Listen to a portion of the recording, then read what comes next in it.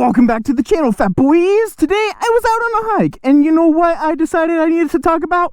I needed to talk about how to ride on dirt and gravel roads, because it's a little difficult sometimes, especially when you're on a 900-pound cruiser. So let's get into it.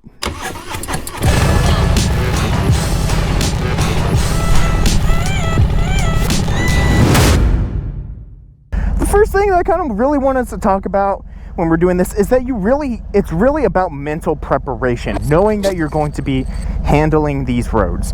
It is really important to know that it's 90% of it really is mental readiness for this, because if you know everything that you need to do, chances are you will be able to do it just fine. Starting out with the first tip really is going to be making sure your eyes are up and looking out as far as you possibly can see.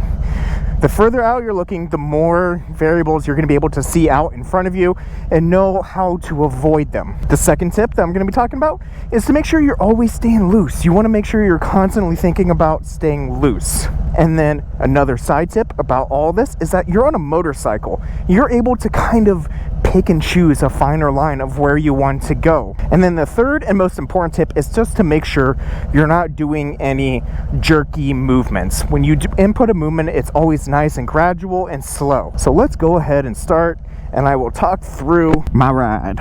Let's go. So I'm seeing all of these gravel indentations on the road. I'm looking for any big potholes that might sneak up, any big divots or increases or speed bumps, so to speak, that naturally form. I'm also looking for what I like to call tank tracks, for when people like end up sliding in different places, so it creates like waves in the road. And I'm also looking for a lot of extra loose gravel. Like here's a really big speed bump right there. Avoid that.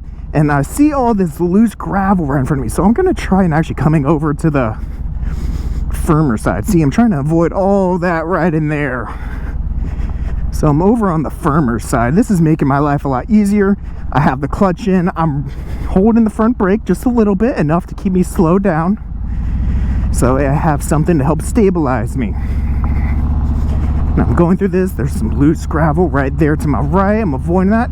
And generally, you're going to have more loose gravel in the sections where car tires do not go, because when the car tires are going over those sections of the roads, they are compacting. It's getting firmer. The cars are pressing down the gravels and they're moving them out of the way. I'm picking my lines very carefully. I'm trying not to rush through anything. Very important. Here we go. No cars coming. And then another little side tip for all this is you kind of want to also not go too slow. Just like in a car, when you go too slow, sometimes it makes the bumps even worse. So you kind of want to make sure you're not going too slow, but you also don't want to be going too fast that you're going to be damaging anything. So it's a really nice balancing act with all of this. I'm kind of going right at about, like, I want to say 10% throttle in first gear. Kind of a nice easy pace. It's keeping me about between like 17 to 20 miles an hour, making it nice and easy. So I'm just focusing. I'm looking further ahead. I also got this car right in front of me.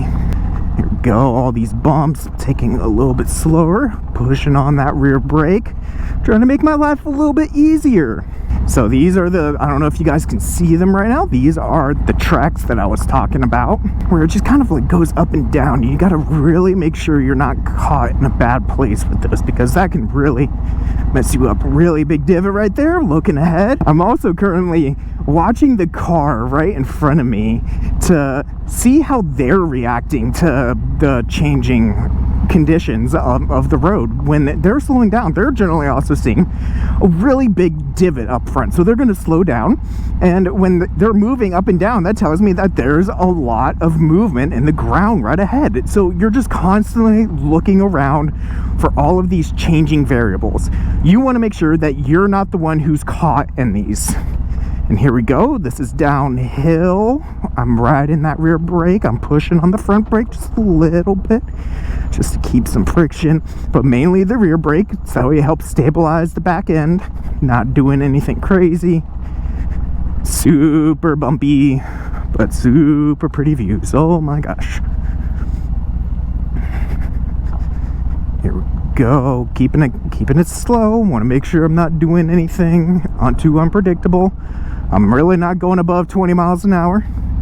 And then uphill, kind of just keep it the same as if it's flat. Treat it no differently. Here we go. Now we got the first curve, really. Here we go. Now we're going to be looking through, making sure that there's not really any big extra gravel patches through here. We're watching, and there's a big divot right there, avoiding that. On these curves is where there's going to be lots of big extra gravel pieces, just like that. That's what can really mess you up. So you want to make sure you're really watching through all the curves, because the curves is where you can really get messed up. And you know what? I'm now officially coming on up to the end of the gravel road.